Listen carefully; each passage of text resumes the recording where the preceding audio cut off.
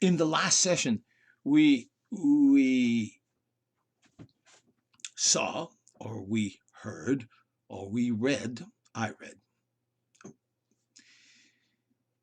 that the Lord and two angelic beings appeared to Abraham. They appeared to Abraham for some important news.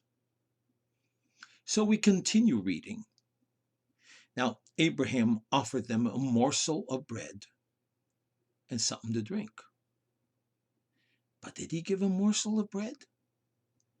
Well, let's read. And Abraham, we continue in verse 6 unto verse 10. And Abraham hastened to the tent to Sarah and said, make ready quickly 3 measures of fine meal, knead it, and make cakes upon the hearth. And Abraham ran to the herd and fetched a calf, tender and good, and gave it to a young man, and he hurried to dress it. And he took butter and milk and the calf which he had dressed. In other words, he also cooked it, and set it before them. And he stood by them under the tree, and they ate. Again, they said to him, well, not again. And they said to him, where is Sarah, thy wife? And he said, behold, in the tent. And he said, I will certainly return to you. And this is, he said, that means the Lord. I will certainly return unto thee according to the time of life. And lo, Sarah thy wife shall have a son. And Sarah heard it in the tent door, which was behind him. Here we see Abraham's compassion and his lavish hospitality in action. Existence in the desert demanded it be a necessity and a highly valued virtue.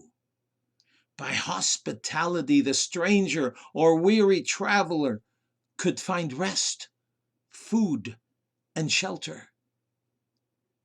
It often served as a place of asylum as well. The thought behind it was that someday the host himself might be a stranger, and just maybe, as Hebrews 13:2 says, be not forgetful to entertain strangers, for thereby some have entertained strangers unawares. In any case, Abraham rushed to wash their feet, provide a sumptuous meal of veal, milk, butter, and fresh baked bread. While they ate in the cool shade of a tree, Abraham stood attentively anticipating any of their needs. They asked him where his wife was, to which Abraham answered that she's in the tent. Then it was no longer they who spoke, it was he. He, of course, must have been the Lord, mentioned in verse 1. He said, I will certainly return to you according to the time of life, and lo, Sarah your wife shall have a son. Now, many Bible versions have interpreted this as in the spring or in a year's time, But even in the Hebrew, it says that this lead angel, the Lord, would return according to the time of life. Now, what exactly would that mean? Well, here are several explanations. The time of life. The Lord would bring life to Sarah's lifeless ovaries. Here's another explanation. The time of life, the precious union between Abraham and his beloved bride.